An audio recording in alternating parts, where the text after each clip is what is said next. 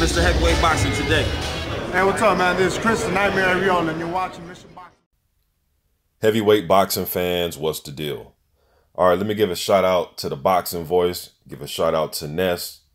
He had Deontay on last night. If you guys did not check that interview out, please go to the Boxing Voice. Check out the interview with the WBC heavyweight champion, Deontay Wilder. Great interview. They covered a lot. Wilder went over why he's not going to the UK for the AJ versus Parker fight. Check it out, man. There's a lot of stuff in that interview, all right?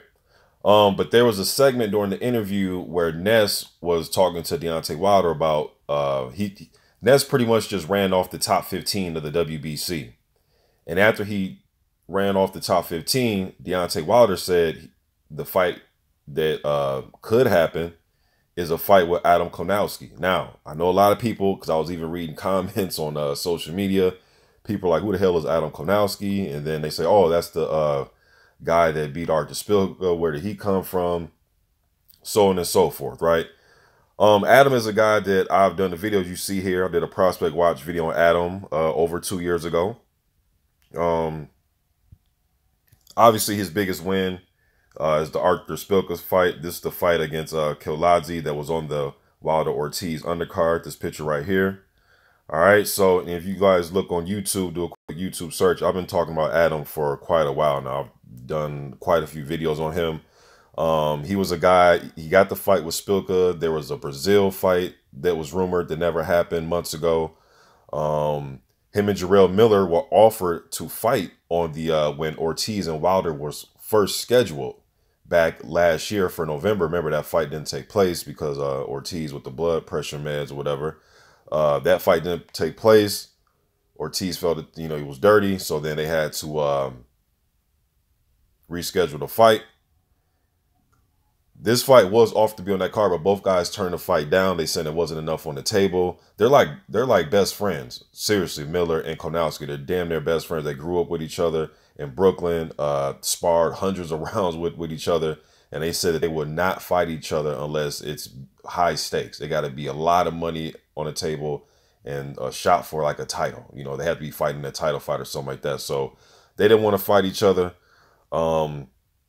As you see here, man, I'm just, showing you guys that I've done quite a few videos on him over the last 2 years, okay? And another thing that I want to bring up about Adam is he is rated number 10 by the WBC. All right, so Wilder confirmed that it could possibly be Adam Kownacki. And Wilder said that they've been had his name on the table, and he's somebody that they've been looking at to fight. I'm sure there's some other people they have options right now. We know Dillian White was being talked about. And Wilder, he came out and said that, hey, I'll fight Dillian White if he can beat Luis Ortiz. So that was Wilder's counter move to Eddie Hearn, which I thought was pretty damn funny. But hey, man, that's it ain't fun when the other person pulls shots. You know what I mean? Like when Hearn is pulling the shots and saying, oh, you got to beat Dillian White. And then Wilder says, okay, well, Dillian White has to beat Ortiz. You know what I mean? So Wilder's in that position to treat Dillian White like that, man. You know what I mean? Wilder just beat Luis Ortiz, man.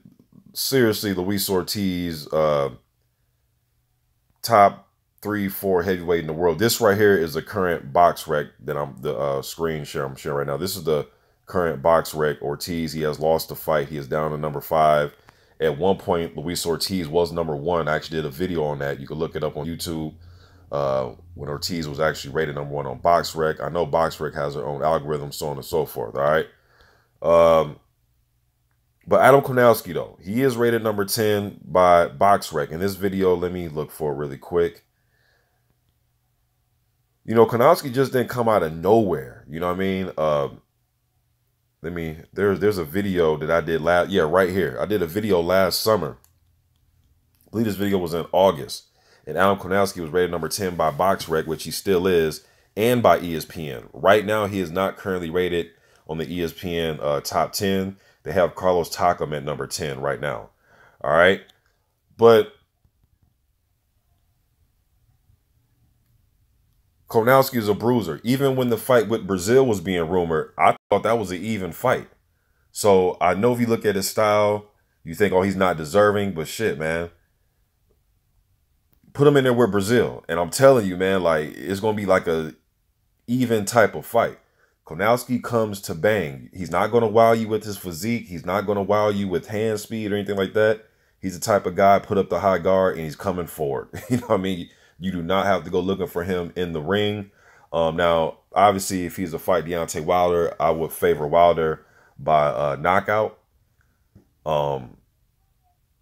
But he will come forward, though, man. He loves to dig to the body. I covered his fight that he had with Joshua Tufte. He actually stopped Tufte with a body shot. I believe he stopped him with a body shot that fight. So just getting this news out there to you guys. What do you think about Wilder versus Kownacki? Wilder wants the winner out of Parker and AJ, man. So he's trying to go for undisputed, but he's in a position right now where he's like, look, man, I'm trying to go for undisputed. I just beat Luis Ortiz.